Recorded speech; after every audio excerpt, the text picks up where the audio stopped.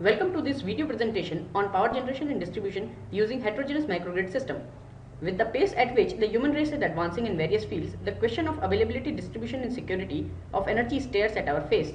The conventional system of power generation has a centralized architecture leading to heavy losses in transmission and distribution, high management overheads, difficulty in scalability and of course a negative impact on the environment.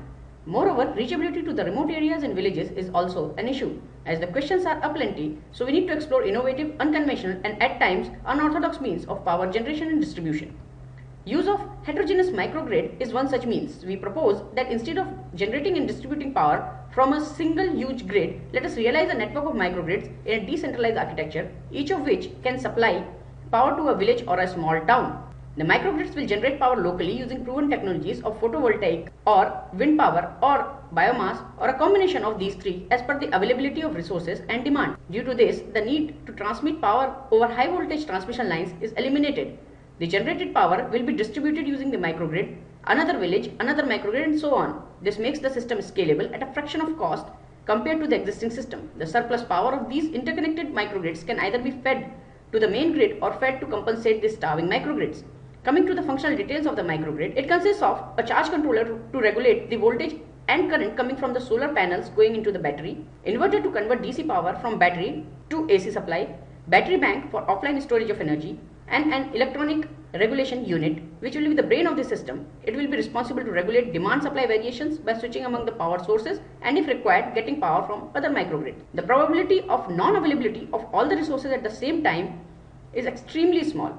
Hence, the proposed system can be configured to work as a fault-tolerant system with active backup.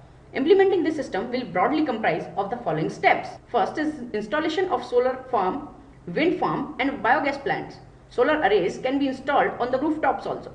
For installation of microgrids, the components need to be assembled and configured for voltage setting as per the demand from the consumers and supply from the power plants. Fixing the energy meters and wiring to be done.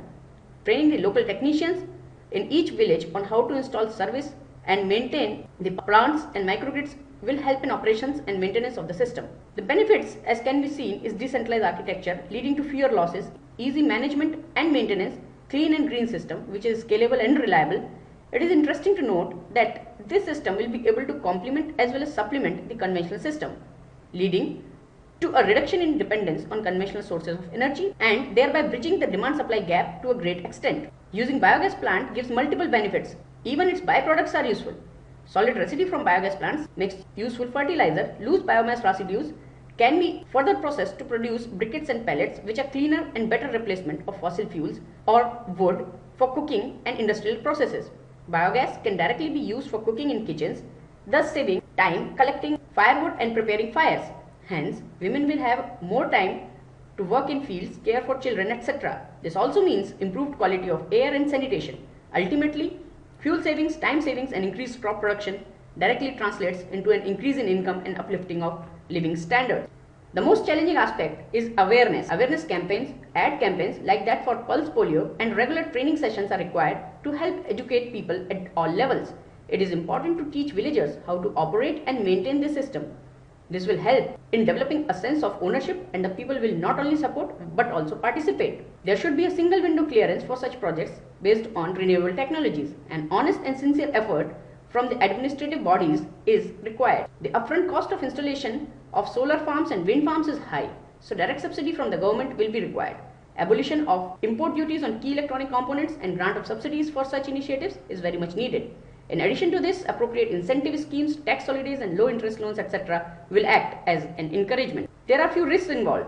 The mishandling of solar arrays and poor maintenance of battery banks will lead to inefficiencies and can prove costlier later on. So proper operation and maintenance will ensure longevity of the system. Governmental policies and feed-in tariffs etc. should remain consistent over the project lifetime. Any drastic change here may prove catastrophic for the project. Finally, a word about mindset. Bioenergy in particular lacks acceptance among some sections of society as they consider it to be dirty because it is produced from waste. Such myths needs to be busted. Another myth out there perpetuated by industry lobby groups is that renewable energy is too expensive, but in reality the costs are falling exponentially and is now cost competitive with many traditional fossil fuel technologies. So looking at the energy scenario today, a combination of innovative measures, policy changes and increased awareness is required. Here are some of the references. Thank you.